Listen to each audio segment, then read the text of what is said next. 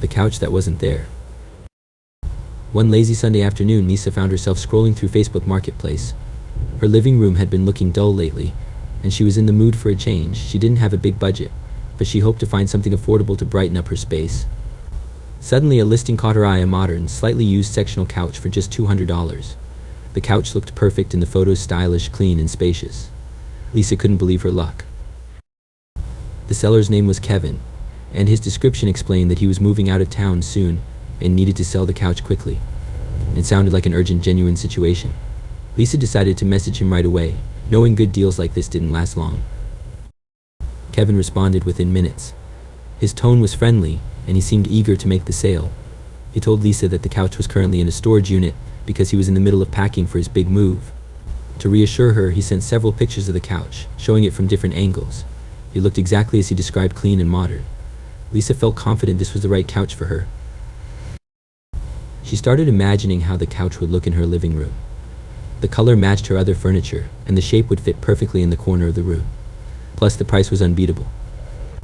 Lisa had looked at other couches online, but most were either too expensive or didn't suit her taste. This one felt like a dream come true. Still, she couldn't help but feel a small twinge of doubt. The price seemed almost too good to be true. A couch like that would usually cost much more, even if it was used, but Kevin's explanation about moving made sense. He seemed like a nice, honest person who just needed to sell quickly. Lisa decided to trust him. The two agreed to meet at the storage facility the next day. Kevin gave her the address and said he'd be there to help load the couch. Excited, Lisa called her friend Tom and asked if he could help transport the couch in his truck. Tom agreed, happy to lend a hand. The next morning, Lisa woke up feeling eager and ready to bring her new couch home. She and Tom drove across town to the storage facility. When they arrived, Kevin wasn't there yet. Lisa checked her phone and saw a message from him. He apologized, explaining that he was stuck in traffic but would be there soon. Lisa and Tom decided to wait in the parking lot. As the minutes passed, Lisa started to feel a little uneasy. Kevin's delay was unexpected, but she told herself that traffic jams happen. She didn't want to jump to conclusions. After all, Kevin had been responsive and seemed trustworthy during their earlier conversations. After 30 minutes, Lisa received another message from Kevin. He apologized again and explained that he was still stuck but didn't want to waste her time. He suggested that she send him the $200 payment through a mobile app so he could give her the code to unlock the storage unit. That way, she could access the couch without waiting for him to arrive. Lisa hesitated. Something about the situation didn't feel right. She had always been told not to pay for something before seeing it in person, but Kevin's messages were polite, and he seemed genuinely sorry for the inconvenience. Plus, she really wanted the couch. It seemed easier to send the payment and move forward. After a brief pause, Lisa decided to trust Kevin. She opened the payment app, entered his details, and sent the $200. Almost immediately, Kevin messaged back with the storage unit number and the code to unlock it. Feeling relieved, Lisa and Tom walked into the facility and found the unit. But when Lisa opened the storage door, her heart sank. The unit was completely empty. There was no couch, no boxes, nothing at all. Lisa stood there in shock, unable to believe what she was seeing. Tom looked around the empty space and muttered, "This doesn't look good." Lisa tried calling Kevin, but his phone number was no longer active. She sent him messages through the payment app, but they went unanswered. It became painfully clear that she had been scammed. The couch she had been so excited about didn't exist, and Kevin had disappeared with her $200. Feeling frustrated and embarrassed, Lisa and Tom left the storage facility. On the drive home, Lisa couldn't stop thinking about what had happened. She replayed the conversations with Kevin in her mind, trying to figure out where she had gone wrong. She felt foolish for trusting someone she had never met and sending money before seeing the couch. When she got home, Lisa reported the incident to the payment app and the online marketplace. She hoped they might be able to help track down Kevin or refund her money. Unfortunately, the process was slow, and she wasn't sure if she would ever see her $200 again. The experience was a hard lesson for Lisa. She realized the importance of being cautious when buying things online, especially from strangers. She told herself she would never pay for something up front again, and would always insist on seeing items in person before making a purchase. Though the loss of $200 was frustrating, Lisa tried to focus on the positive. She had learned an important lesson about online safety and felt more prepared to avoid scams in the future. She also appreciated Tom's support during the ordeal. He reminded her that everyone makes mistakes and that it was okay to feel upset. Over time, Lisa's frustration faded. She continued looking for furniture, but this time she was much more careful. Eventually, she found another couch that fit her style and budget, and this time the transaction went smoothly. Lisa's living room finally got the makeover she had wanted, and she felt proud of herself for moving forward. The experience with the scam stayed with her as a reminder to be cautious and trust her instincts. Whenever she heard about similar stories from friends or online, she would share her own experience and encourage others to be careful. Though the situation had been difficult, Lisa turned it into an opportunity to learn and grow. In the end, Lisa's living room wasn't just brighter because of the new couch, it was also filled with the wisdom she had gained from her experience. The brand new laptop scam, a detailed cautionary tale. Mark was an average guy who needed a new laptop for work. His old one was slow and outdated, and it was getting harder to keep up with his daily tasks. However, Mark didn't want to spend a lot of money. High-end laptops like the MacBook Pro were expensive, and he wanted something that offered great performance without draining his savings. He decided to look online for a good deal, hoping to find a bargain. One evening, while browsing Facebook Marketplace, Mark stumbled upon a listing that caught his attention. It was for a brand new MacBook Pro listed at half the retail price. The description said it was unopened and still sealed in the original box. The seller, a guy named Jake, claimed he had won the laptop in a raffle but didn't need it since he already owned one. The pictures in the ad showed a pristine, untouched box. Everything about the listing seemed legitimate, and Mark couldn't believe his luck. Mark hesitated for a moment. The deal seemed too good to be true, but the photos in Jake's story made it seem reasonable. Plus, Jake's profile looked normal, with several posts and pictures that gave the impression he was just an ordinary guy. After thinking it over, Mark decided to send Jake a message to inquire about the laptop. Jake responded quickly and seemed friendly and professional. He assured Mark that the laptop was in perfect condition and reiterated that he didn't need it because he already had one. After a few messages back and forth, Mark felt confident enough to arrange a meeting. They decided to meet at a coffee shop in Mark's neighborhood. The location felt safe, and Mark appreciated that Jake was willing to meet in a public place. It added to the sense of trust Mark was beginning to feel. The day of the meeting arrived, and Mark was both excited and nervous. He showed up at the coffee shop a little early and waited for Jake. A few minutes later, a well-dressed man walked in carrying a box that looked exactly like the one in the photos. Jake greeted Mark with a smile and introduced himself. He seemed polite and professional, which helped put Mark at ease. Jake handed over the box and allowed Mark to inspect it. The box was sealed, just as promised, and it looked exactly like a new MacBook Pro would. Jake even provided a receipt from the raffle to back up his story. Everything seemed to check out. Mark opened the box to take a quick look at the laptop inside. It looked perfect, sleek, shiny, and untouched. Satisfied, Mark handed Jake $800 in cash, thanked him, and left with what he thought was an incredible deal. Mark couldn't wait to set up his new laptop. As soon as he got home, he carefully unboxed it and turned it on. Or at least he tried to. To his dismay, nothing happened. The screen remained dark and the keyboard didn't respond. Confused, Mark checked the charger and tried plugging it in, but it still wouldn't turn on. Panic began to set in as he realized something was seriously wrong. Desperate for answers, Mark took the laptop to the nearest Apple store. He explained the situation to a technician and asked if they could fix it. The technician examined the laptop and delivered some shocking news: the laptop was a fake. It was cleverly assembled to look like a real MacBook Pro, but it was made of non-functioning parts. It had no working components inside, making it completely useless. Mark's heart sank. He felt angry, embarrassed, and disappointed all at once. He had been so excited about his purchase, only to find out it was a scam. He immediately tried to contact Jake through Facebook, but it was too late. Jake had blocked him and the listing had been deleted. There was no way to track him down or get his money back. Mark spent the next few days reflecting on what had happened. He realized he had ignored some red flags. The price was unusually low for a brand new MacBook Pro, and the story about winning it in a raffle was hard to verify. Looking back, Mark wished he had been more cautious and done more research before handing over his money.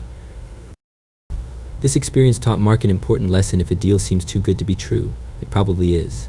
The scammers often create convincing stories and use tactics to make their offers look legitimate. They prey on people's desire to save money or get a good deal, knowing that it can cloud their judgment. To avoid falling victim to scams like this, Mark decided to educate himself about common warning signs. He learned to be skeptical of deals that seemed unusually cheap, and to always verify the seller's credibility. He also decided to make future purchases from trusted retailers or platforms with buyer protection policies. Mark's story serves as a cautionary tale for anyone looking for a good deal online. It's a reminder to stay vigilant and to always think twice before making a purchase. Scammers are out there, and they're constantly finding new ways to trick people. By being careful and doing your homework, you can protect yourself from becoming their next target. The broken fridge disaster, a lesson learned. Sarah and her husband had just moved into their first home, a modest little place they had been dreaming about for years. It wasn't fancy, but it was theirs, and they were determined to make it feel like home. Money was tight though, as moving into a new place often comes with lots of unexpected expenses.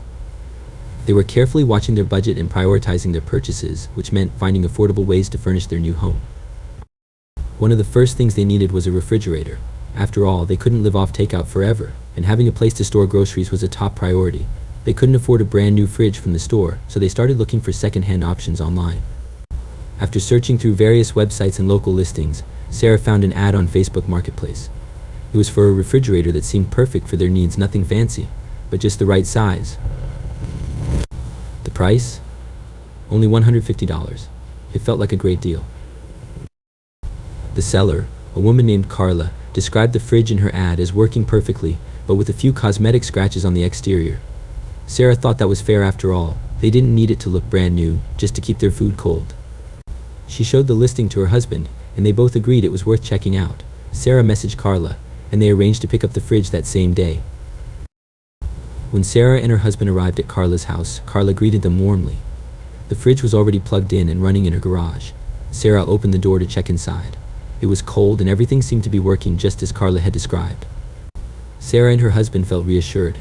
They handed Carla $150 in cash, thanked her, and carefully loaded the fridge into their truck. It was a bit of a struggle to lift and secure it, but they managed. Excited about their new fridge, they drove it home and unloaded it into their kitchen. They cleaned it up a little, plugged it in, and waited for it to start cooling. At first, everything seemed fine. The fridge made its usual humming noise and the inside started getting cool. Relieved, Sarah and her husband went about their evening, happy to have one less thing to worry about. But within an hour, things started to go wrong. The fridge suddenly stopped humming. Sarah checked inside and realized it wasn't cold anymore. Confused, she and her husband tried everything they could think of to fix it. They unplugged it and plugged it back in, adjusted the temperature settings, and even looked up troubleshooting tips online. Nothing worked. The fridge was completely dead. Frustrated and feeling a bit panicked, Sarah decided to message Carla to explain the situation. She politely told Carla that the fridge had stopped working and asked if there was any chance of getting a refund. She hoped Carla would understand and be willing to help. After all, they had just bought the fridge a few hours ago, and it had seemed fine when they picked it up. Carla's response, however, was not what Sarah had hoped for. The friendly tone Carla had earlier quickly disappeared. She insisted that the fridge had been working perfectly when they took it, and suggested that Sarah and her husband must have damaged it during transport. Carla's messages became defensive. It was clear she had no intention of offering a refund. Sarah tried to reason with her, explaining that they had been very careful while moving the fridge, and that it had stopped working shortly after they got it home. But Carla stopped responding altogether. Now Sarah and her husband were stuck. They had spent $150 on a fridge that didn't work, and had no way to get their money back. To make matters worse, they still needed a functioning refrigerator. With no other options, they had to dip into their savings to buy another used fridge, this time from a local appliance store that offered a small warranty. The whole experience was a bitter pill to swallow. The incident taught Sarah and her husband some valuable lessons about buying second-hand items. First, they realized the importance of thoroughly testing appliances before buying them. While the fridge had seemed fine at Carla's house, they now knew they should have tested it for a longer period or asked more questions about its history. They also learned the importance of getting everything in writing. A simple agreement stating that the fridge was guaranteed to work could have made a big difference in resolving the issue. This experience also highlighted the risks of relying on online marketplaces for major purchases. While these platforms can be a great way to find deals, they also come with certain risks, especially when buying from private sellers. Unlike stores, private sellers usually don't offer warranties or returns, which can leave buyers in a tough spot if something goes wrong. Despite the frustration and financial setbacks, Sarah and her husband tried to look on the bright side. They were grateful that the problem had only cost them $150 and not more. It could have been worse. They also learned how to better approach similar situations in the future. From then on, they were much more cautious when buying used items, always asking plenty of questions and double-checking everything before making a purchase. Over time, the sting of the broken fridge disaster faded. Sarah and her husband settled into their new home, slowly filling it with furniture and appliances that fit their needs and budget. They even laughed about the incident later, joking that their famous fridge fiasco was one of their first real lessons in adulthood. Looking back, Sarah realized that the experience wasn't just about the fridge. It was about learning to navigate challenges and make better decisions. While it was a tough and expensive mistake, it ultimately helped them grow. And that, Sarah thought, was worth something. The risky car purchase. James had always been cautious with his money. He worked hard at his job as a delivery driver and carefully saved every dollar he could. For years, he dreamed of owning his own car. Using a shared car or public transport for work had its challenges, and James wanted the freedom of having a vehicle he could call his own. Finally, after saving up $2,500, he felt ready to make the big purchase. James didn't have enough money to buy a new car, so he decided to look for a used one. He believed that with patience and careful research, he could find a reliable vehicle within his budget. One afternoon, while scrolling through Facebook Marketplace, he spotted a listing that caught his eye: a 2005 Toyota Camry. The car looked clean in the photos, and the description seemed promising. The seller, a man named Chris, described the car as being in excellent condition with only minor wear and tear. The price was an unbelievable $2,500. James knew that older Toyota Camrys were known for their durability, and the price seemed too good to pass up. Similar cars he had seen were listed for much higher prices. James began to feel excited. This could be his chance to finally own a car. Still, James wasn't one to rush into things. He sent Chris a message through Facebook, asking if the car had any mechanical problems. Chris responded quickly, assuring him that the car was in great shape. "It runs perfectly," Chris wrote. "No major issues, just the usual wear for a car this age." He even offered to let James test drive the car before deciding. James felt reassured by the quick response and the willingness to let him see the car in person. They arranged to meet at a nearby shopping center parking lot. James brought along a friend, Mark, who had more experience with cars. When they arrived, Chris was waiting next to the Toyota Camry. The car looked even better in person. The paint was shiny, the tires seemed new, and the interior was clean. Chris greeted them warmly and handed James the keys for a test drive. James got behind the wheel and took the car for a short drive around the block. The car felt smooth, and the brakes worked well. There were no unusual sounds or signs of trouble. Mark, who rode in the passenger seat, didn't notice anything alarming either. "Seems like a solid deal," Mark said as they returned to the parking lot. Feeling confident, James decided to buy the car. He handed Chris $2,500 in cash, and Chris gave him the title and keys. James couldn't stop smiling as he drove his new car home. It felt like a major milestone in his life. Finally, he had a car of his own. The excitement didn't last long. The next morning, James noticed something strange. As he started the car, he heard a faint knocking sound coming from the engine. At first, he thought it might just be normal for an older car. But as he drove to the grocery store, the noise grew louder. By the time he returned home, he was starting to worry. James decided to take the car to a local mechanic for a thorough inspection. The mechanic, a kind but serious man named Luis, asked James to leave the car for a few hours. Later that afternoon, Luis called James back to the shop. His tone was grim. "I've got some bad news," Luis said. "This car has some major problems. The transmission is on its last legs, and the engine block has a crack. Whoever sold you this car must have hidden these issues. Repairs will cost you more than the car is worth." James felt his heart sink.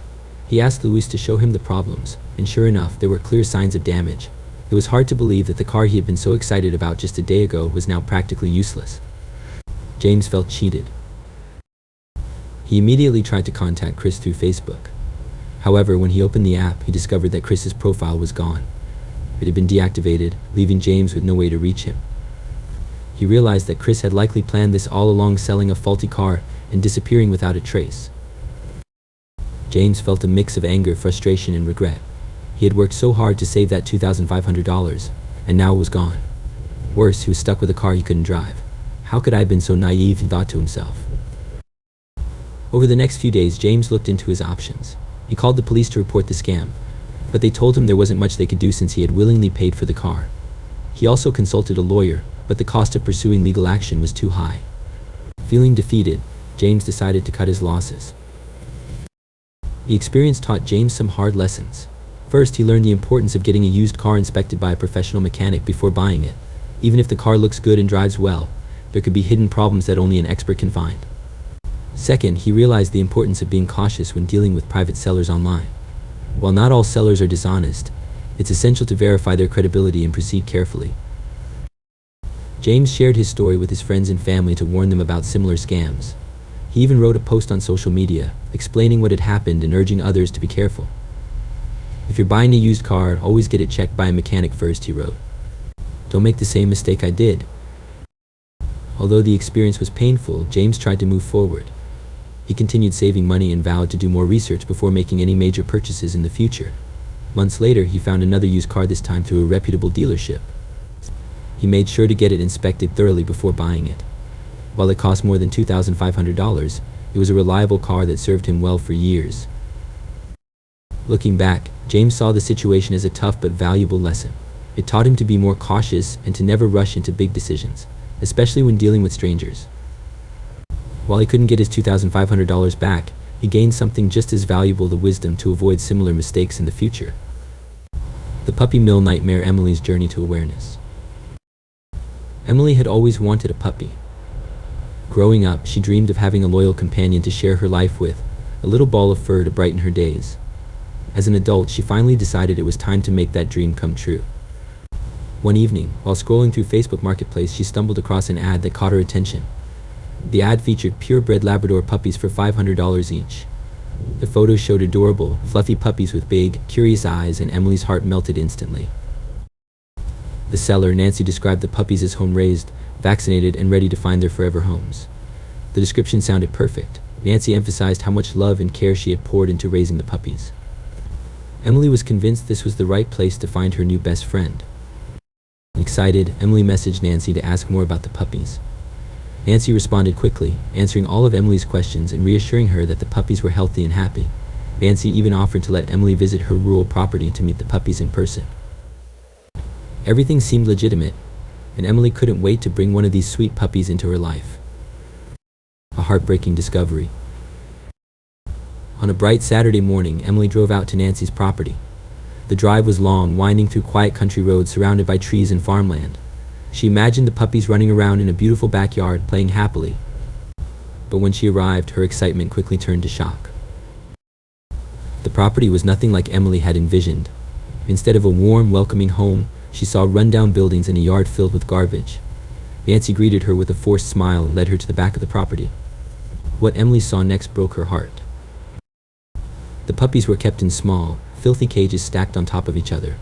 The smell was overwhelming, a mix of waste and neglect. The home-raised puppies looked sickly and malnourished. Their fur was matted, and their eyes were dull and tired. Some of the puppies barely moved, while others whimpered softly. Emily's chest tightened as she realized these puppies were far from the happy, healthy ones she had seen in the photos. Emily hesitated, feeling uneasy about the situation. She questioned Nancy about the conditions, but Nancy brushed off her concerns. "They're just tired from playing," Nancy said dismissively. Emily didn't believe her, but she couldn't bear to leave the puppies in such a terrible place. She decided to take one home, hoping to give it a better life. Bringing the puppy home. Emily chose a small Labrador puppy with soft, golden fur. The puppy was quiet and seemed fragile, but Emily was determined to nurse it back to health. She handed Nancy $500, feeling a mix of sadness and guilt. As she drove home, she promised herself she would do everything she could to give this puppy a loving home. At first, the puppy seemed to adjust well. Emily named him Max and set up a cozy corner in her living room with a soft bed, toys, and plenty of food and water. Max's timid behavior worried her, but she thought he might just need time to feel comfortable. She showered him with love, hoping he would soon thrive. However, within a few days, Max started showing signs of illness. He became lethargic, refused to eat, and had trouble breathing. Alarmed, Emily rushed him to the vet. A harsh reality. At the veterinary clinic, the vet examined Max carefully and ran several tests. The results were heartbreaking. Max had multiple health issues, including parasites, respiratory infections, and signs of malnutrition. The vet explained that these problems were likely caused by poor breeding practices and neglect. Emily was devastated. Despite the vet's best efforts and Emily's constant care, Max's condition worsened. He was too weak to fight off the infections, and within a week he passed away. Emily was crushed. She had only known Max for a short time, but she had grown to love him deeply. Losing him was a painful experience that left her feeling helpless and angry. Taking action. Determined to prevent this from happening to anyone else, Emily reported Nancy to animal control. She provided photos of the property and detailed everything she had witnessed. Animal control opened an investigation, but the process was slow, and Emily worried that more puppies would suffer in the meantime. Through her research, Emily learned about the dark side of unregulated pet sales. She discovered that Nancy's operation was likely a puppy mill, a place where dogs are bred in large numbers with little regard for their health or well-being.